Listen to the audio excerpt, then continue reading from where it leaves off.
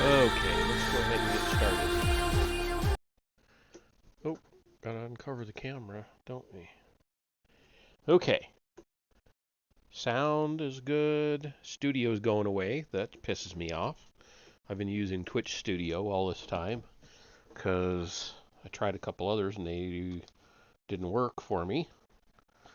They didn't like my headset, I think. I don't know what the problem was. That OBS or whatever the fuck that one was.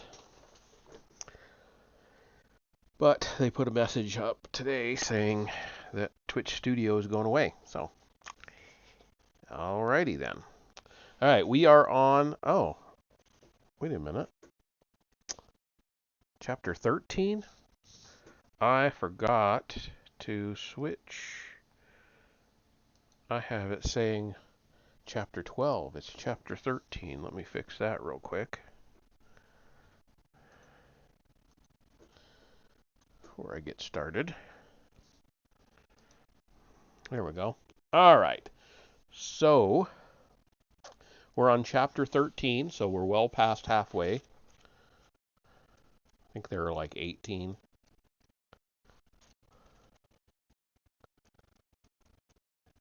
Nope, 19, 20. Is there an epilogue? No, it looks like there's 20, and that's it. All right, so Flanking Races is what the name of this chapter is. The orcs came out of the upper doors of the wall keep armed with bows and spears, advancing in an ordered formation. They quickly drove the tiring slaves from the walls, and then the battle's outcome was inevitable. Without experienced soldiers, heavy support, or even a single commander, the 4,000-plus slaves left in the courtyards simply could not overcome them, particularly since the garrison held the high ground and all the remaining distance weapons. Dawn broke, and Bernie knew it was time. "Come on, son, let's go. Time for the tunnels." "No, I'll be damned if I spend the rest of my life in an orc mine. We can take them. How many of us'll get killed doing it? And will we do it before the undead arrive? It's time to go." "Those cowards, why in the hells did they free us? Only to run." Bernie could see that his son was nearly mad with his rage at the missionaries. "I'm staying to finish the job those butchers left us to. I ain't leaving." Angry and afraid, Bernie slammed his fist into his son's jaw. "Damn it, son, listen to me. I've never hit you before, and God forgive me for doing it now, but you're damn well gonna hear and do what I say. They did right by leaving us, son. They did right." Davy was more stunned by his father's statement than he was by the fist. Shocked out of his anger, the young man asked, "Why, Dad?"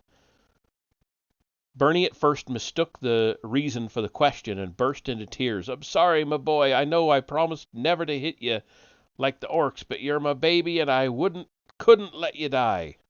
Sobbing, the former Killian raider nearly fell to the courtyard in shame before his son caught him. "No, Dad. Why'd they do right by leaving? They did right by themselves, I say, and they left us to die. They freed us, son, and it don't matter why. Now it's up to us to stay free. As for why they did right, it'd take an hour to explain, a day for you to learn, and a lifetime to understand. But now we've got to go. Oxbow said there are legionnaires in the Killia, and he never told me something he didn't believe or know. Let's get as many of us into the tunnels as we can and hope for everyone else. The sun's in the sky, and that smoke will be seen for 40 miles or more." Davy realized his father was right and had no arguments left. Raising his voice, he tried shouting over the din. "Everyone, grab as much gear, food, and water as you can, and head for the tunnels. The orcs got more troops coming."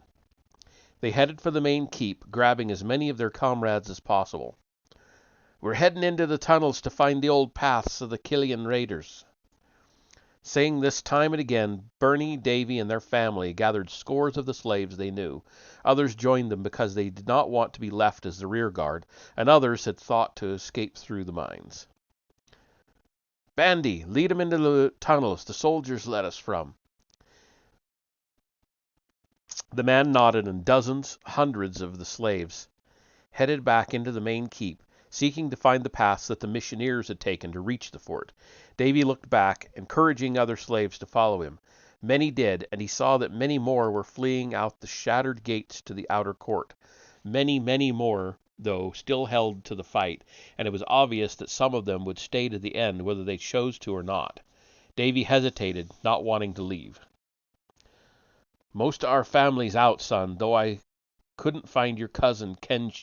He's dead, Dad," Davy replied, still looking at the fight. "I saw it." Not needing to look to see what had captured his son's gaze, Bernie put a hand on his son's shoulder. "It's good that you want to help, and I'm proud of you for it, but you can't help 'em all." Nodding, he turned and went into the keep, wondering if their liberators had felt like he did, wondering if he was doing the right thing. The lieutenant, now in charge of the legionnaires, came into what had been Brask's command center. "The battle in the court is almost over, Graydon. The last of the slaves there will be dead or caught within minutes." "Finally! How many of us are left?" "Orgroth reports that he has nearly 700 that are fit for duty, with half as many wounded. Abreg says he should have 1,000. He's a little more uncertain, but probably close to the mark. Of my command, 231 are fit, with maybe as many as 100 that can be salvaged." "Incompetent fools! I should have all of you commanders flogged. He stopped, as the undead's sword kissed his throat. "Quiet, Graydon. We endured that from Brask. We will not from you. I have informed you of our status as a courtesy, and as a courtesy only. Is that clear?" Graydon nodded. The legionnaire sheathed his sword and then continued. "Besides, if you sorcerers," he emphasized the word, "had put up more of a fight, we would have not had to fight so many mages. Since Brask is dead, you are the target for blame." "Point taken. We shall cooperate," Graydon said briefly, searching for an acceptable word. "How do you suggest that we rescue this situation?" "First, my unit has been mauled. We need to strengthen our bonds so that we can start recruiting. How are Crander, Noonan, and Leith?" he said, referring to the wounded sorcerers. "They might recover, though You want their life forces? Graydon said, laughing darkly. Are they so dear to you that you must have them? The Legionnaire asked with heavy irony. Graydon snorted. Take them. They were just bootlickers anyway. I take it you remember the needed ceremony? Good. What else would you recommend? We should send Orgroth to rescue the... We should send Orgroth to pursue the raiders. Yes, I imagine the Gorogors want blood. Still, that seems inadequate. Can you spare any of your command? The Legionnaire, Brand by name, paused. I could send a squad, he admitted, or perhaps 20. We could weather the loss of 20 more of us safely. More than that, I will not risk. 20 should do. Please send them with Orgroth. That should give any of their wizards pause. Is there anything else we can do? We should contact Braun and Despair. They might punish us, but we should be able to pass most of the blame on to Brask. Particularly when I had taken a portion of the book and hid it away from the rest, Graydon said, with a straight face. Brand began to laugh appreciatively. How fortuitous. If blaming Brask is not sufficient, what shall we do? I like Abreg, but not that much, Graydon replied, and Brand laughed again, this time cunningly. It was 4 hours after noon when Braun and Despair arrived. The Hlemiak was in a very foul mood, one Braun shared. Brask had first destroyed the speaking stone, forcing them to go to Krauger personally, where they had waited much of the night and day for an assault that never came, only to find it had come where they had left. As a final cap to it, less than 50 of the 500 wagons chalked outside the fort remained. Excuse me. Where are the commanders, Maggot? The demon asked the first orc he saw, after coming through the damaged outer gate. The orc was caught between the desire to stand at attention and to drop to his knees in terror, but he managed mostly to avoid tripping over his tongue. They are in the inner courtyard, my lord. Lead us to them, the Hlemiak said. And the wounded soldier led them through the gate, trying not to run from fear as he led them past a dragon's corpse. They went through the inner gate, which Braun saw had been completely destroyed, though the debris of it had been cleared. Several drake corpses still lay next to the eastern wall. The soldier led them to 2 orcs and 3 men, 2 of the men legionnaires from the garrison, and the third a sorcerer.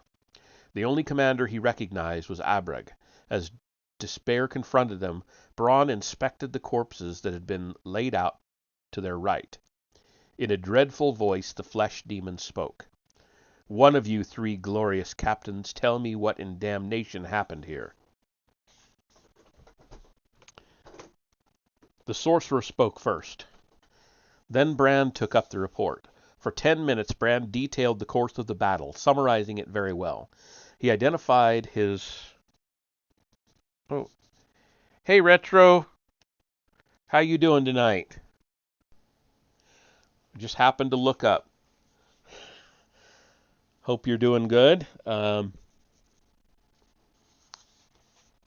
Getting a little bit of a late start tonight, so I'm not very far into the chapter. I'm doing pretty good, other than getting a late start. So, yeah, this seems like it's going to be a relatively short chapter, too. That's a good thing we picked it on a late night. Let's see, where was I? Glorious captains. Abreg was compelled to speak. They were universal in their stating that Brask was to blame for the disaster. But once Abreg started speaking, they let him take the lead, and Despair, finding a ready target for his frustration, upbraided the ark most thoroughly. Upbraided? I don't know what that word is. Is it a typo? It's the words up and braided combined. I don't know. Braun realized that Abreg was being offered up as the scapegoat. Abreg was sweating profusely, often restating that Brask had failed to inform him and Gorogoroth. Then Abreg pointed out that because of what had happened to the mages and the undead, the orcs of the garrison fought the invaders almost entirely unaided after they entered the courtyard.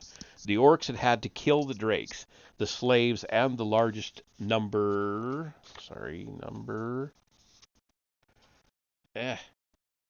Page doesn't want to turn. Largest number of the raiders who had been slain. Then he turned to one of his lieutenants. He gestured to the enemy corpses. "Did you not say that 8 of them were killed? My lord, one of the raiders was incinerated by Master Brask himself after he changed into a drake. The bowman on top of the keep fled back into the tunnels to die." "You are certain of that?" Bronn asked dangerously, but Abreg was adamant. "He was clipped, sir." He gestured to the other orc. "Poison arrow and Legion steel. He's dead, sir." Nodding, the undead captain examined the slain enemy while despair returned to his interrogation of the orc. Abreg was at least marginally correct. 3 of the corpses had arrow wounds that alone would have been fatal, though 2 also had sword wounds. The only corpse that was certainly not orc slain was one that had been caught in an oil bomb explosion. Using his power, he sensed nothing from the wounds of the dragon corpses about the yard.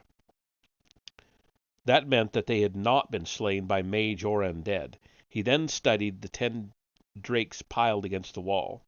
When his archer company was mentioned, the orc defended his subordinate. This surprised Despair, but Bronn nodded. The flesh demon listened as the orc explained, and Bronn continued his examination. Basin's corpse had been feathered by an Orcan subaltern. Barnes had incinerated himself. The corpses of the 2 wizards told him little. Liston's corpse was perhaps Legion slain, though his necrotic magery let him know that without the orcs in that engagement the man would be alive, as in fact would the man who immolated himself. It was Blister's corpse that confirmed Abreg's assessment. Why would a wounded orc have sided with the enemy? Bronn laid a hand on it, and the last remnant of the concealing magic dissolved. His hair had been singed to the scalp by the weirded armament, but he'd taken 2 wounds, both mortal. Oh, if perhaps he'd reached the College of Mages or a cleric circle in Beechgrove, they might have been able to repair his liver, but the man had held his ground, letting the orcs think he was a corpse until he could take up arms again, and it was Orcan swords that killed him, despite his tenacity.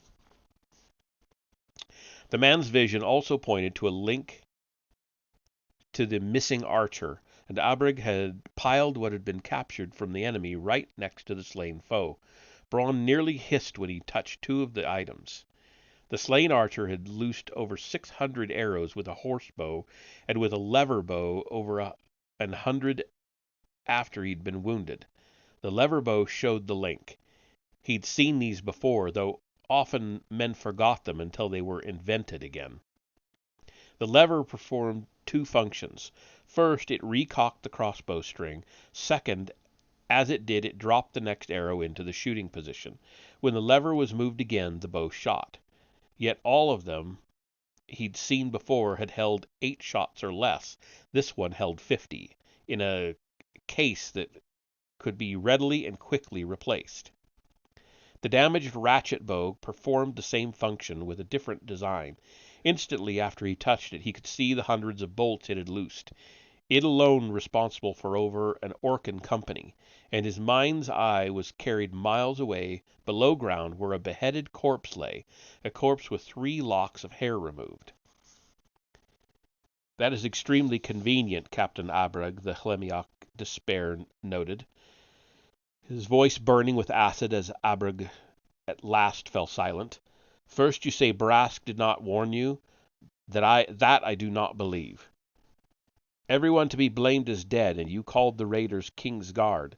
In my experience, defeated warriors cry King's Guard whenever they are found lacking in grit, hoping that magic title will impress their superiors." It does not impress me, and now, unless you can prove they were King's Guard and not a rash group of adventurers, or even a desperate band of bandits, you have guaranteed that your life is forfeit. Prove it, or I will completely destroy you."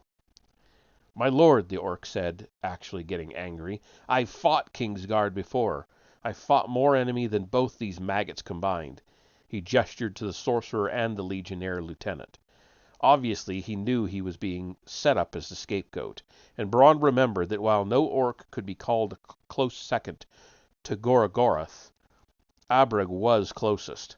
They knew where their target was, and they rescued the prisoners using a threefold plan that still allowed them to have reserves.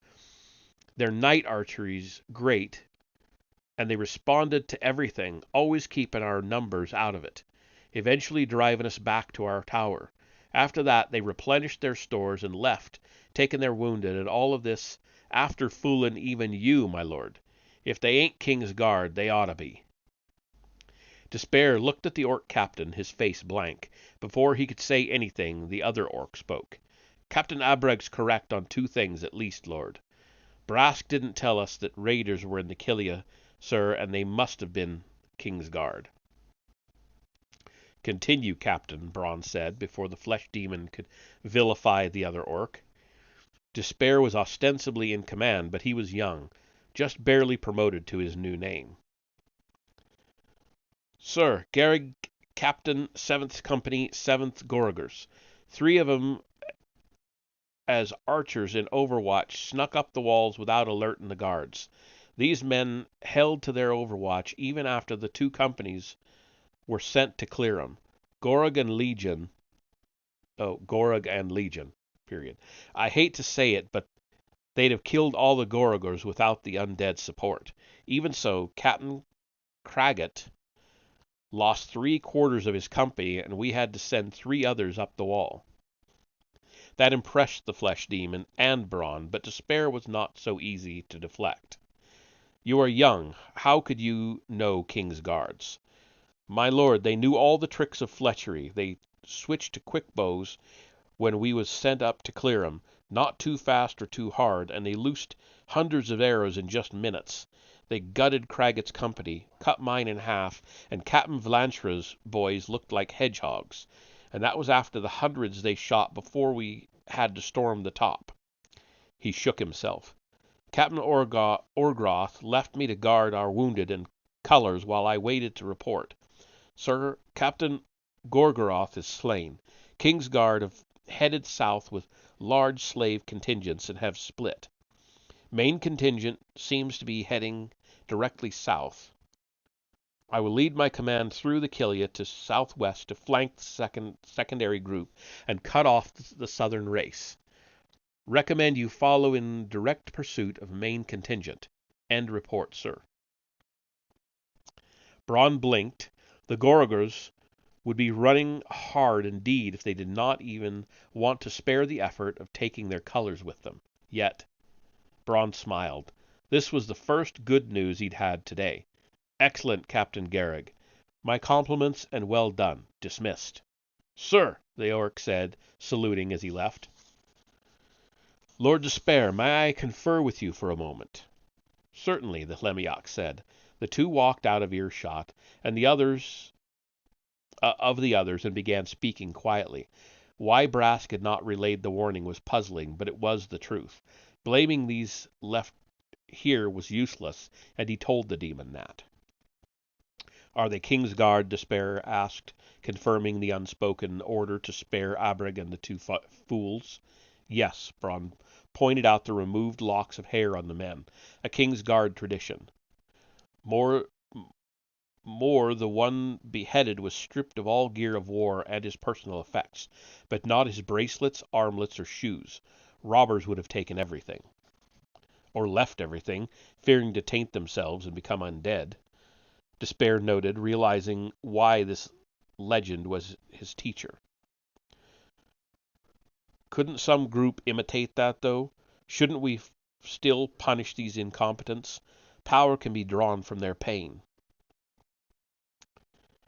Someone must take hold of this place, Bronn interrupted, answering the second question first.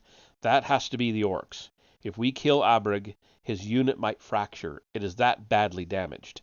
The sorcerers are all dead except Graydon, and a few apprentices that can barely light a fire. And this unit of undead, Bronn paused. By accident or design, these raiders damage them as badly as a glee sage might. Only the King's Guard can rally that much magical war power. Despair could not argue that. He turned to face the garrison commanders. Captain Abreg, you have until midnight to develop a plan to recover the other slaves with a minimum of loss and a maximum of speed. We will pursue the enemy south at that time, and if your plan is agreeable, we will not execute you. Do not give me a reason to change my mind. Mage Graydon, I want a plan to have this fortress fully restored within a month. Is that understood?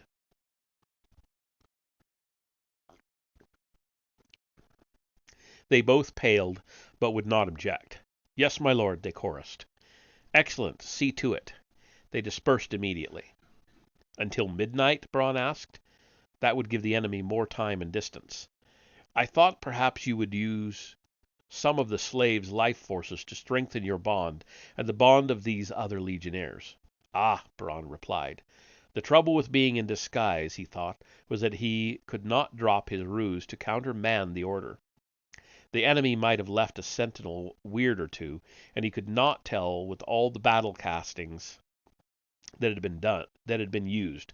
Despair's thought made sense, though. It proved the demon's heart was in the right place. He laughed to himself at that turn of phrase. Besides, he could send his reserves ahead, and the other warlords of the Killia could be of some use. Sorry, I need another drink.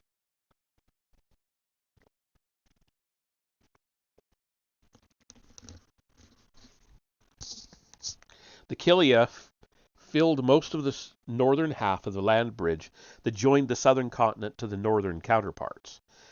At its northernmost, the Killia was over 100 leagues across from east to west, though it narrowed to 10 leagues at the southern race.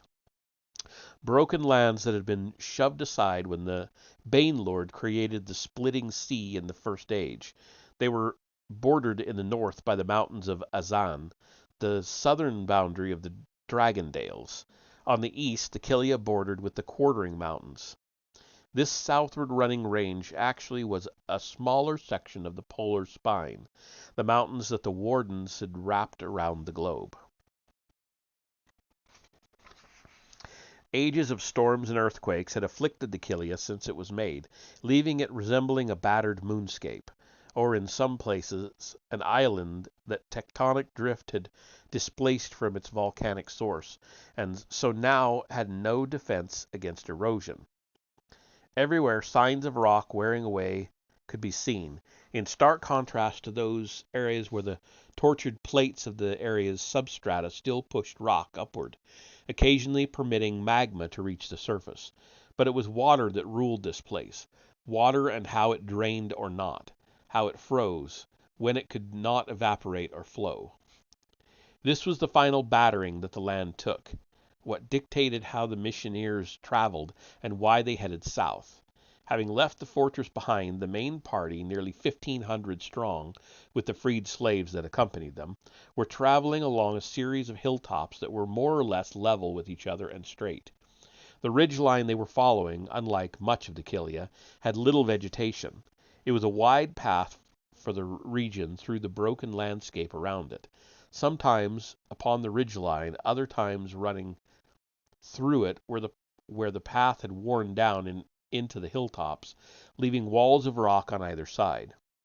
The main part of the mission had headed directly south, and by dawn Thames' diversionary group had followed, sending ahead wagons full of armoring, smithing, and mining supplies, and wagons of lumber, water, food, and weapons. Most of this Thames did not think they would use, but depriving the enemy of them alone might help both the missionaries and the slaves left behind. Lelebren had also had Taras and Tildor drop behind the column to block the path as much as possible. Tem's group came to a particularly narrow section of the path where Lellebran had left a wagon as his signal. Here Thames halted, and with the help of several hundred freed slaves, stripped all the wagons he had left, broke their wheels, and cut loose their teams, leaving the path blocked. Then, with the 1,000 or so slaves who decided to go with them after he abandoned the wagons, he turned west, heading into the broken landscape, letting the other slaves go where they would. The idea was for the main party to be masked by his westerly turn. Tilder and Taras saw them turn, had signaled to Lellebran with a small fire. "Oxbow, we are open and exposed following this ridgeline," Wilmer noted, observing the smoke as he sent Thranduil and Jed to help Taras and Tilder. Some of these names. "If we don't follow the ridges, we ain't going to get anywhere in this section of the Killia. You'd end up scaling a wall every mile or so. Even a dwarf would have a time of it going through that. It can be done, but we'd lose speed. Ain't any way to do it in a wagon, neither. Not through there."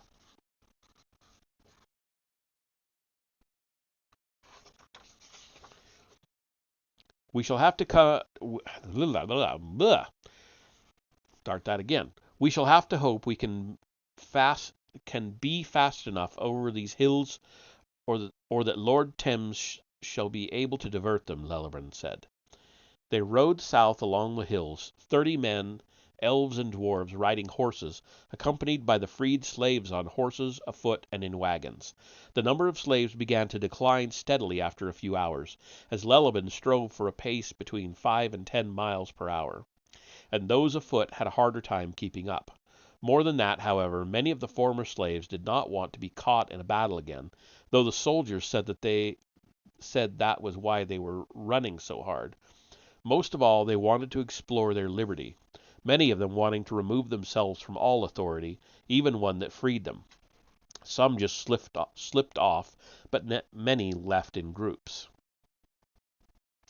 Lellebran let Oxbow handle the slaves, saying only that he did not want the column stripped of all its stores or weapons, and he wanted a minimum of 25 wagons kept for the raiders until they had crossed the ravine that separated them from the ridge north of the southern race. Few slaves wanted any of the wagons, and after resting a while, 3 of Brander's dwarves, with some freed from the castle, began to drop back to help Taras and Tilder barricade the trail. Curtis would have been ideal for this with his demon-sensitive leg, but he was unconscious in one of the wagons carrying the injured. The mages took turns assisting them in several wagons in the center of the column. Most of the wounded were freed slaves, but Owen, Curtis, Rorhan, Arthur, and Thal had also taken more than scratches. Thal was the least injured of them, other than Curtis, who was suffering from delirium trauma as he dried out. Thankfully, only Owen suffered from Legion-inflicted injuries. Late in the afternoon, he woke briefly. "Aldemar," Owen said weakly, "could I have some water?" "Lellebran, Owen is awake." The elf nodded and passed the word to halt the column. They had not stopped since they had left the fort before dawn, several hours earlier, abandoning many wagons in the process. Aldemar helped Owen up to a sitting position and helped him drink. "Not too much now," he cautioned. "Where are we?" "We are still in the Killia, but are heading south. We left the fort over 12 hours ago, not very long after you were wounded by the Legionnaire." "That means the distemper, does it not? No wonder I feel so unwell. But I must be faring adequately if you have not had me beheaded. I do not remember much. Oh, Magus Wilmer and Dedoran." "Easy, my friend," the wizard said, his concern over Owen's condition easily masked by his concern for Owen's grief. "Don't stress yourself over How dare you!" Oh, somebody tried out, "Hey, Nambro, how dare you?" You like that one? You try any of that? You haven't. Nobody's tried any of the others yet. This is one of my favorite ones. I aim to misbehave.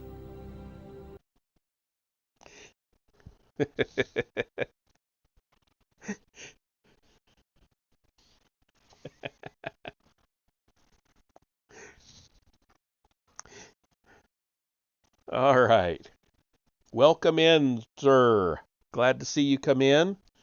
We're a ways from the end of the chapter. 10 pages. So, um, I don't know how much you've been following it, but basically our group is on the run from the bad guys at the moment. So, and one of their wounded soldiers just woke up. Okay. Um, don't stress yourself over much. They would not want that. There will be time to mourn later. I have never I have never had anyone die for me before. He stumbled at the loss for words as he thought of Dodoran. My friend, the wizard said, this is the part of soldiering for which there can be no training.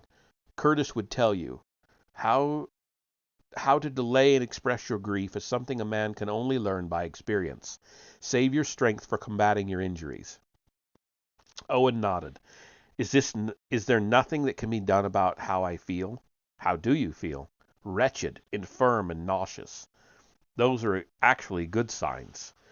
Yet at once I feel hunger, a deep hunger. I am not even sure hunger is the proper word. Can you not do something? We have, Owen, we have, the mage said, again masking his concern. The problem is, if we try to end the Legion's sickness and fail, dangerous under the best conditions, you will die. Joining them immediately. You had other injuries, as did several others, and we are a bit spent. Once we make it to the race, we will be unstoppable. Then we will link up with the Grand Regiment. You will be fine. Sergeant Wilbur came to the wagon, carrying food for the wounded.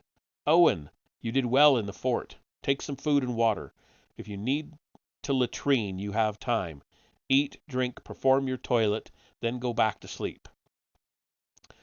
Owen nodded, and they helped him, while Arnest came to take over tending the wounded. After Owen was asleep again, Aldemar quietly signaled to Wilmer, and the two went to report to Lellebran. Braster was there with the elf captain. How are they? Braster asked first. Most of them are healing, though some of the freedmen are dying. The rest will fully recover, provided we can avoid further battle. And Owen? Aldemar let out his breath. His injuries from battle madness are mending, but he is still fighting the Legionnaire's taint. It is a taint much worse than normal, worse even than what we thought at the castle gate. The pangs have started, though he called them hunger, and his memories of the battle were vague and difficult for him to recall. That could just be a result of having gone berserker, Wilmer noted. Aldemar agreed. Yes, Sergeant, but his language is being affected. When he spoke, he had none of the dialect he normally has, even when he tries to speak grammatically. Cases where we've studied the distemper's progress are rare, but all of them note that linguistic effect. No human tongue can be kept secret from the undead.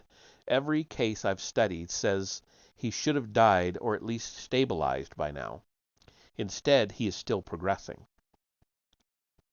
He has been wounded by their captain, then, as you said, my lord, my lord, and the fort's undead must have been detached from the legion they came from, not an independent banner. That would explain why the sickness is so strange. If he is fighting it, he has hope, Wilmer said. Sergeant, it doth seem odd for thee to be optimistic. Wilmer considered that for a moment and then laughed. I am normally a bowl of sour milk, aren't I? I just don't trust anyone or thing until proven. He certainly did that at the fort. Curtis was right about him. Can you mages aid any more than you already have? No, not even if we were all still alive. We haven't the power, not until we are rested and have studied. We need more wizards or even the right kind of cleric. Until then, he must battle the sickness on his own. How much time? For Owen, I mean, Braster asked. A day more, at least. Maybe even a week. Wilmer whistled. No man had withstood the legion sickness that long except in unconfirmed legends from the ancient past. Out of sight from them behind one of the stunted bushes that grew in the Kilia, Oxbow bit into a towel to muffle his sobs as he wept, worried about his son.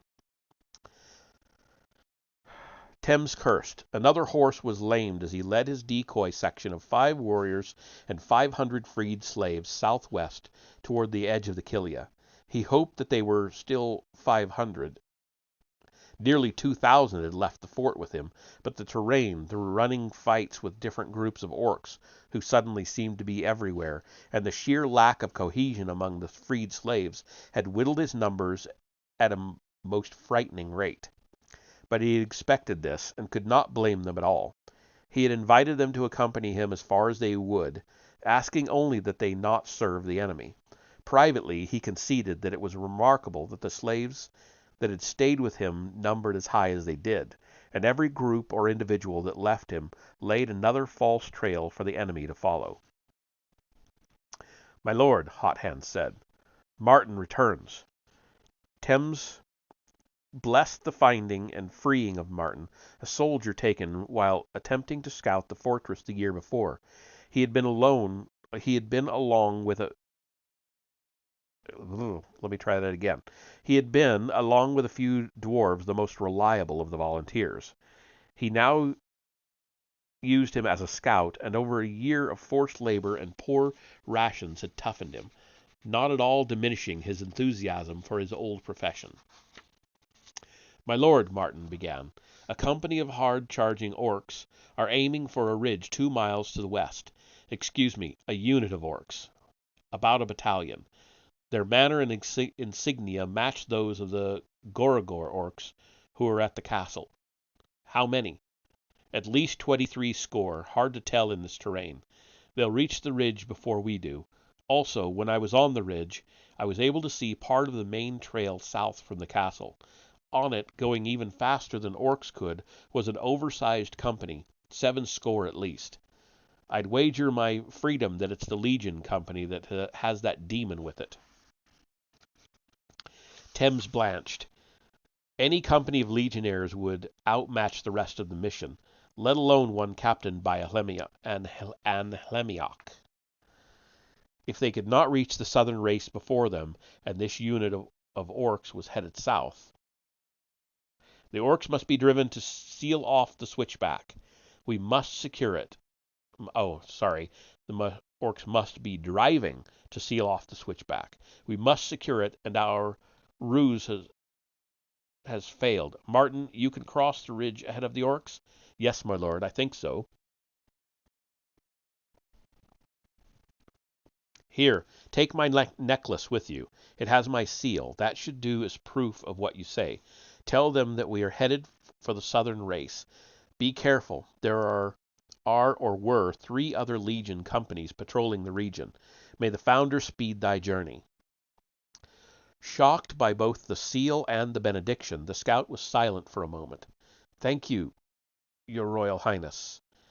Taking 2 extra horses, Martin left, racing for the ridge before the Gorogors cut it off. Thames, not expecting to see Martin again, spoke quietly. "May he take thy soul into his bosom." The rest of his group, who were within earshot, were as shocked as Martin had been. Thames looked at them. "Turn south. We have our own hard journey to make." Orgroth saw the trails of the horses that had crossed the ridge a quarter hour before. They'd had no riders, that he could see, and they hadn't been tethered, but Gorgroth had taught him too well for him to make assumptions when he did not have to. "Orgroth, look at this," Vlanchra said. Coming to where the undead warrior stood, Orgroth noted a hoof-print left behind in a drying puddle. The print was clear, and the orc grunted. "Guard shot. It's the horse of a king's guard." Ildrick spoke. Orgroth's second, now that Craggett was injured. Could be they'd slaves on their horses and they bolted. No other reason for guard mounts to have had no riders. Ildric's explanation made sense, but Orgroth was not sure. Then Vlanshra pointed to an object on the ground about 12 feet from the hoofprint. It was an arrow. "What's that prove?" Ildric asked. He was good, but inexperienced. "An arrow that fell out of the quiver of a king's guard riding flank saddle to keep us from seeing him," Orgroth clarified.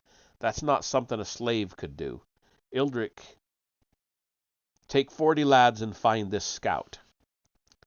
There's got to be a regiment of King's soldier out there. We don't want 'em reinforcing the raiders. Don't get caught in a trap." "Won't Crowger's boys get him? They're west of us. The Gorgors have seen and encountered some of their scouts." The Gorgors had seen... Okay. Sorry. Orgroth backhanded him. "You're trained by Gorgoroth? He taught you better than that. Those lads of Crowger's couldn't dig a hole with a shovel. Never trust another orc band unless they can't run." "Or you've seen 'em stand." Ildric finished the quote, his lip bleeding. "What if there's a trap?"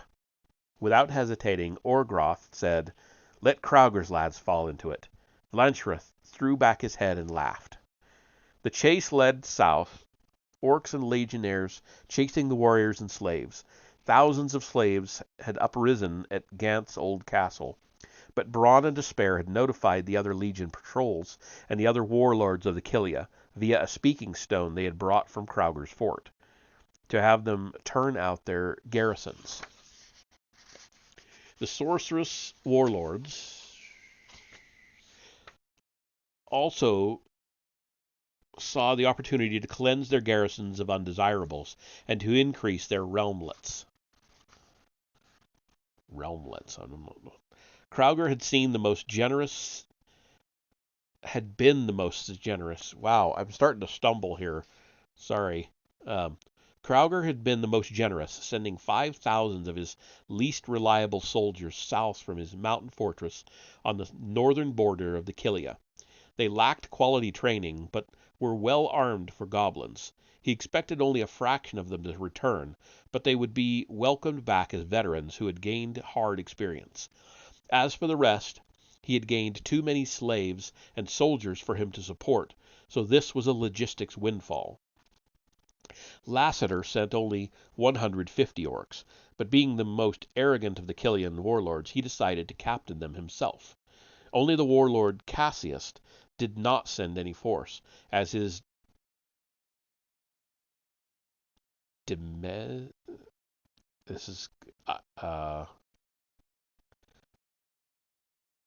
I'm going to say domain.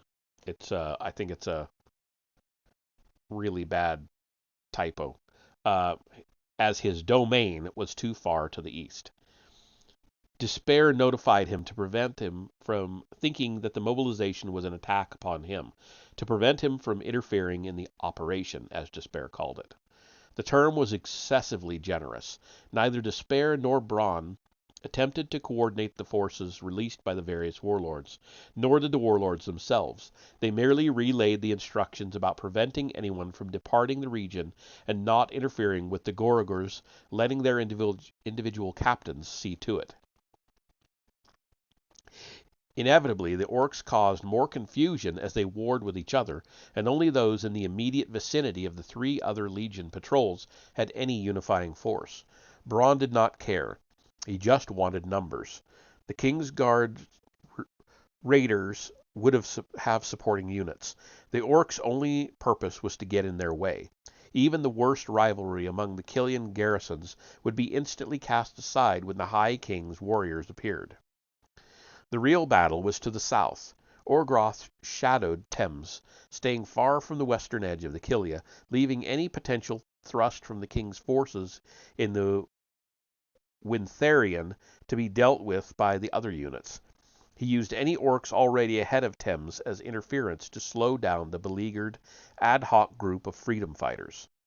Thames still led a reckless pace, trying to secure the pass they would need to cross into the southern race, one of the few major drain channels that did not drop in its water back underground. The only major channel in that area that cut east to west.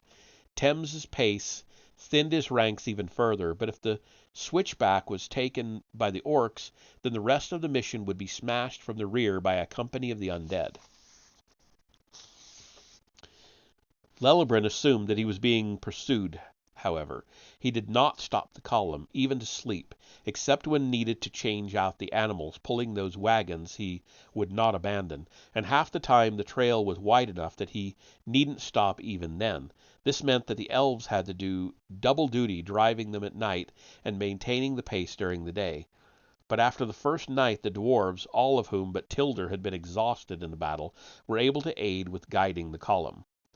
The soldiers did the most traveling, falling back to the rear of the column to help Taras and Tilder rig traps, sort healthy animals from the exhausted ones, and shift cargo from wains and carts being abandoned to ones that they were keeping. Many of the freed slaves helped with these tasks and with caring for the injured. This greatly aided the mages, who had too many patients to take much rest. It was Oxbow's reputation, though, that held the column together. His presence kept the remaining slaves from leaving en masse. Early in the morning of the second day, Oxbow came to the wagon that carried Owen and some of the other wounded. The former slave Kindra was watching them, having impressed the mages with her skill with a needle when sewing up the belly of a half-dwarf. "Is there any change?" Oxbow asked. "No, Lord," she replied. "He's still not awake, and hasn't been since that one time." The old man sighed at the news, but what he said was, "Don't call me Lord, girl. If you have to give me a title, call me Captain or Mister. I grew up a slave, just like you did, for the looks of your skin. You've never been sunburned, I bet." She nodded suddenly at a loss for words, from being berated by a legend. Oxbow sensed her distress. "Easy, girl. You're doing great, and I thank you for watching over my son." "Your son?" she asked, looking from the younger Owen to Oxbow. "Yeah, he's my son. He's my oldest. But sometimes I still think of him as a baby. Guess all folks do that. I didn't want him to come on this, but he's done really well." Oxbow looked forward for a moment and then suddenly burst into tears again. The feelings I worried about. It's in his dialect again, so it's tough. All the things I worried about with him coming with us, I didn't even think of him getting Legion sick. I almost wish he'd been slaved instead of that." This stunned the freed slaves that heard it, and they were both horrified but understanding at the same time. A slave had life. They wanted to comfort him, but none of them knew how. Those that were parents were too horrified at the idea of their child with the distemper, and those not parents were still digesting what he'd said. After a few moments, Kindred drew her courage up to ask him a question, wanting to learn the answer, but with the more immediate goal of changing the subject. "Captain Oxbow, why do you not fight to help free the castle? Why free any of us at all?" This masked another question, but she had not the courage to ask it.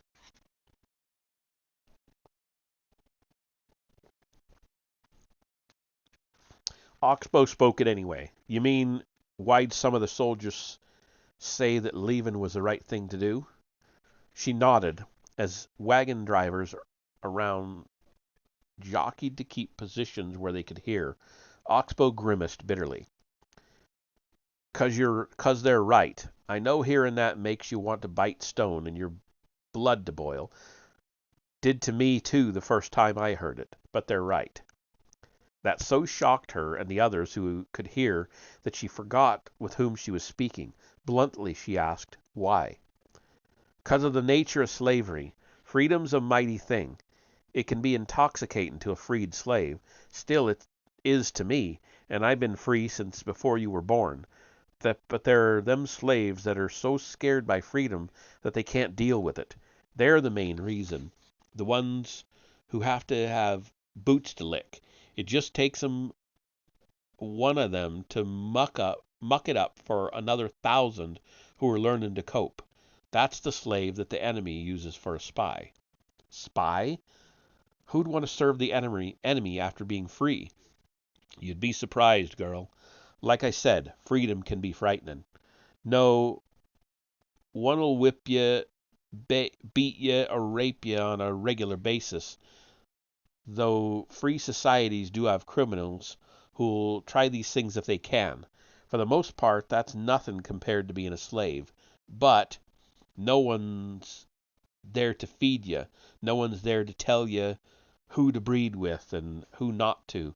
No one's going to make your clothes, and no one's going to make sure you got water in a latrine. Granted, the clothes stink and the food's rotten, the water's rank mostly, and the holes slaves get to lie in are for beds are pretty bad, but all these things are things that a slave can pretty much take for granted. Free men have to prove them. I'm glad I'm almost done. I'm stumbling more. Free men have to provide for themselves. That's part of freedom. Some slaves just can't get used to that. If they don't become spies, then they become bandits. When I first had this told me, I nearly broke the fellow's jaw. Then while we were the Killian raiders, we'd 3 spies kill over 200 good men, and I learned the hard way. Being back among freed slaves broke the dam loose. The normally taciturn Oxbow began pouring information out, at first just answering general questions.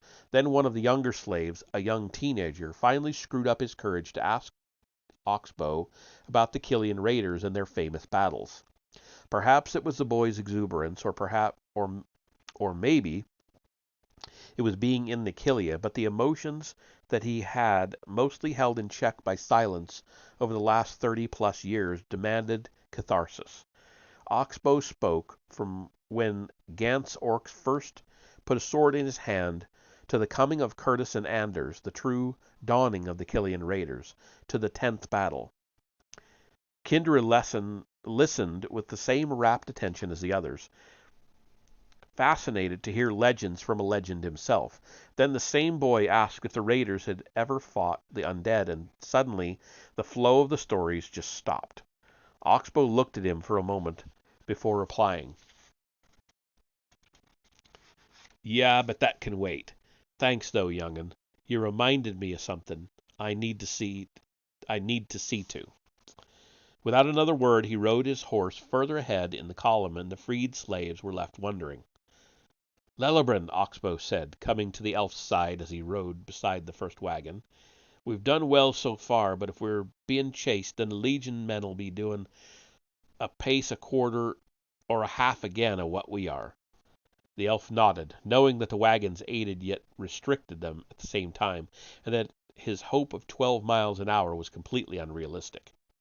Indeed, Captain Oxbow, the undead, or even orcs, would have a pace of 3 to 4 king's leagues per hour. Hopefully our sapper team hath bought us some time. Some hours later, Braster came up from the rear of the column with 40 horses on 2 long leads. Lelebren looked inquiringly at the horses, all of them still in harness. Sir, Braster saluted, Sergeant Wilmer sent me to report. He's abandoning wagons as they wear out, and sent me to switch these mounts for ones that are exhausted. We've set up 4 or 5 barricades from abandoned wagons alone, and several other traps. Anything useful on the abandoned wains we've moved to others. The freed slaves behind us are stripping anything we leave. How many freed and wagons remain to us? Lelebren asked. Less than half of each, Captain. That's still quite a lot. Braster shook his head in wonder. Lord Thames was ambitious. I think he sent over 300 carts and wains south altogether. Oh, that reminds me. Tildor says that they were still fortifying the castle. The wagons are worn from a long journey, and many of them have building material and weapons, including parts for ballistae. Lelibran grunted. The freeing of the slaves had given them far more opportunity to hinder the enemy than just recovering the book alone, it seemed. See to switching the animals, under Sergeant. Look first to the wagons in the van. Lord Braun, Despair asked. So we've switched positions again here. Lord Braun, Despair asked, is it possible that all these traps have been laid to keep us following a false trail? Braun observed as the last of the fires were put out, and their brethren inspected the 20 damaged legionnaires. No, they are saving harness from the abandoned vehicles, so they can add more horses to the ones they keep. Moreover, Orgroth must have sent Gorogors to scout.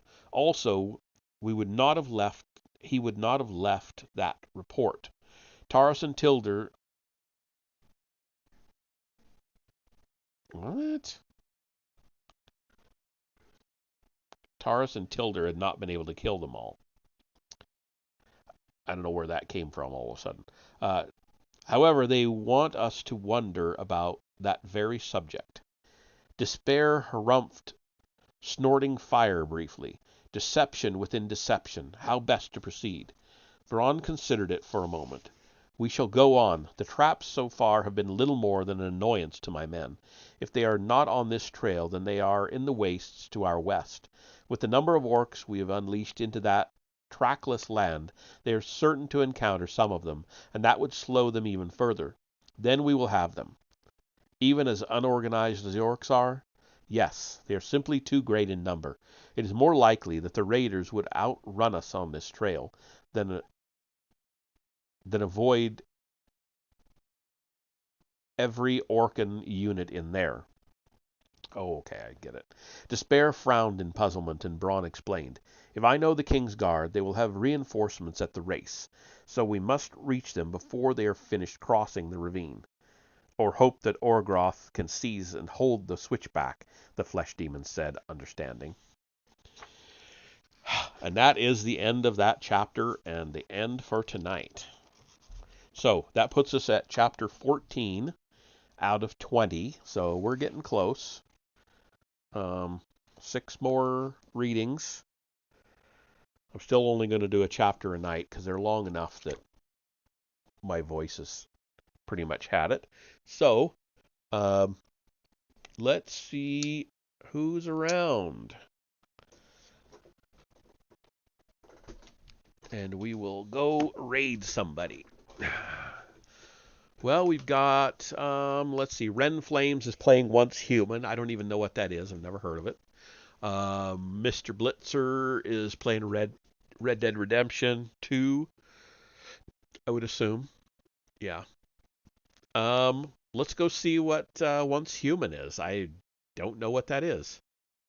Oh, Red Dead Redemption? That's the vote? Anybody else?